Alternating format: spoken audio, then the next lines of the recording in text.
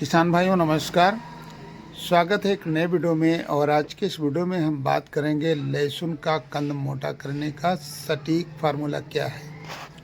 किसान साथियों, लहसुन का कंद मोटा हो इसके लिए कौन सा सटीक फार्मूला अगर हम शुरू से अपनाएं जिससे कि हमारा उत्पादन भी ज़्यादा हो और लहसुन का जो कंद है जितने मोटा होगा उतने उत्पादन ज़्यादा होगा, तो इसके लिए करना क्या है। इस वीडियो में हम इसी पे चर्चा करेंगे और बताएंगे कौन सी खाद डालना है, कितने दिन पर क्या क्या उपयोग में करना है जिससे कि हमारे लहसुन का पौधा मोटा होता चला जाए और लहसुन का कंद भारी होता चला जाए। जब लहसुन का कंद भारी होगा तो उत्पादन भी ज़्यादा होगा। वीडियो पसंद आए तो वीडियो को एक लाइक और चैनल पर जो किसान भाई पहली बार हैं चैनल को सब्सक्राइब जरूर करें ताकि आने वाले समय में जो भी जानकारियाँ हैं सबसे पहले आप तक पहुँचें। तो किसान साथियों, लहसुन का कंद मोटा होने के लिए लहसुन के पौधे का मोटा होना बहुत ज़रूरी होता है। अब हम बात करेंगे कि लहसुन का पौधा आखिर मोटा कैसे होगा।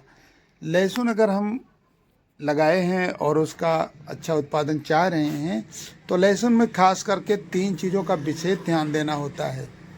पहली चीज़ लहसुन का पौधा मोटा होना, दूसरी चीज़ लहसुन की पत्तियां मोटी और लंबी होना, तीसरी चीज़ है अपनी फसल को अंतिम समय तक झुलसा रोग से बचाए रखना। इन 3 चीज़ों का अगर आप समय से ख्याल रखेंगे, तीनों चीज़ें अगर आपके पौधे की सही होगी तो लहसुन का कंद बहुत मोटा होगा। तो इसके लिए आपको सबसे पहले क्या करना है। किसान साथियों, लहसुन की जब हम बुआई करते हैं उसके बाद जब हमारा पौधा 25 से 30 दिन का होता है, जैसे कि आप देख रहे हैं हमारे लहसुन के पौधे की पत्तियां अभी भी बहुत अच्छी हैं। और लहसुन की अगर हम समयावधि की बात करें तो लहसुन हमारा लगभग 40 दिन का हो गया है। 40 दिन के लहसुन में अभी देख सकते हैं आप कितना पौधा हरा है और कितने पौधे के जो तने अभी से मोटे होना शुरू हो गए हैं। तो इसके लिए सबसे एक अहम चीज़ होती है, अपने पौधे की जब बढ़वार होती है तो यूरिया 30 से 35 दिन के बाद बिल्कुल देना बंद कर दें। यानी अपने पौधे की सही से ग्रोथ चल रही है तो नाइट्रोजन की पूर्ति बंद करें। अगर आप ज़्यादा नाइट्रोजन बराबर लगातार दे रहे हैं तो आपका पौधा मोटा होने के बजाय लंबा होता चला जाएगा, जिससे कि आने वाले समय में कंद जो है मोटे नहीं हो पाएंगे और कंद भी पतले रह जाएंगे। तो सबसे पहले 35 से 40 दिन के बाद आप नाइट्रोजन की जो खुराक देनी है इससे पहले आप पूर्ति कर दें। उसके बाद में आपको फास्फोरस और पोटास, इन चीज़ों का विशेष ध्यान देना है। अब फास्फोरस और पोटास की पूर्ति हम कैसे करेंगे। लहसुन की बुआई के बाद जब हम दूसरी खाद के रूप में डीएपी की पूर्ति करते हैं फास्फोरस की, अगर आप फास्फोरस डाल रहे हैं तो 1 एकड़ के हिसाब से 50 किलो फास्फोरस यानी डीएपी और उसके साथ में 25 से 30 किलो पोटास यानी म्यूरेट ऑफ पोटास, इन दोनों को मिलाकर के अगर आप 35 से 40 दिन का लहसुन होता है उस समय आपको देना है, जिससे कि आपके पौधे की तना और पत्तियां ये दोनों मोटी होती चली जाएंगी, पत्तियां लंबी होंगी, पत्तियां हरी भरी रहेंगी। और साथ साथ में किसान भाइयों एक चीज़ और ध्यान देना है, फास्फोरस और पोटास इनकी पूर्ति आप 3 बार जरूर करें। पहली बेसल डोज में और दूसरी 35 से 40 दिन पर।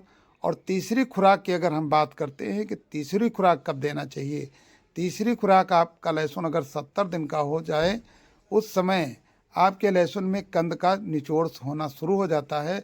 जैसे कि आप पौधा देख रहे हैं अभी 40 दिन के आसपास का पौधा और अभी से पौधा लंबा नहीं है लेकिन मोटा है।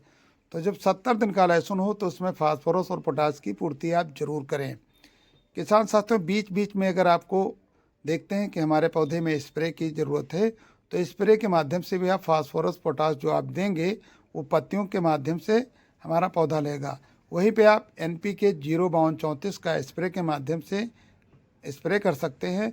अगर इसकी हम डोज की बात करें तो 1 किलो प्रति एकड़ के हिसाब से 05234 जब आप देंगे तो फास्फोरस और पोटास जो है पत्तियों के माध्यम से भी पौधा पाएगा और उधर जड़ के माध्यम से पाएगा। तो लहसुन का तना और पत्तियां ये बहुत अच्छी होंगी। तो लहसुन के पौधे का कंद जो है अंतिम समय में बहुत अच्छा निचोड़ करेगा और आपकी उपज जो है लगभग 30 से 40% भी बढ़ जाएगी। तो इस तरीके से अगर समय से आप अपनी खेती में ध्यान देते हैं और हर समय अपने खेत में एक ध्यान रखें कि किसी तरीके की कोई बीमारी रोग तो नहीं है, कोई फंगस का अटैक तो नहीं है, तो इस तरीके से आप अपना अच्छा उत्पादन ले सकते हैं।